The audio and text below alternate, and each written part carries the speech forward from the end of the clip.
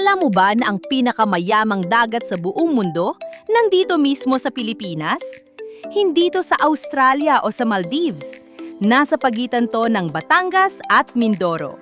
Ang tawag dito? Ang Verde Island Passage. At ayon sa mga siyentipiko, ito ang center of the center ng marine biodiversity sa buong mundo. Ibig sabihin, walang ibang dagat sa planeta na mas mayaman pa dito.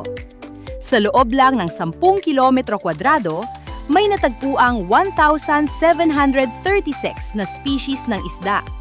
Mas marami pang klase ng isda dito kaysa sa kahit saang sulok ng karagatan. Dagdag pa, halos 300 species ng coral ang nabubuhay sa ilalim ng tubig na to. Kaya tinawag itong Amazon of the Oceans, ang sentro ng Coral Triangle. Pero may kapalit ang ganitong yaman.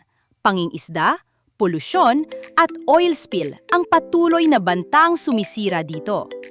Isipin mo, ang treasure na hinahanap ng buong mundo, nasa likod bahay lang pala natin.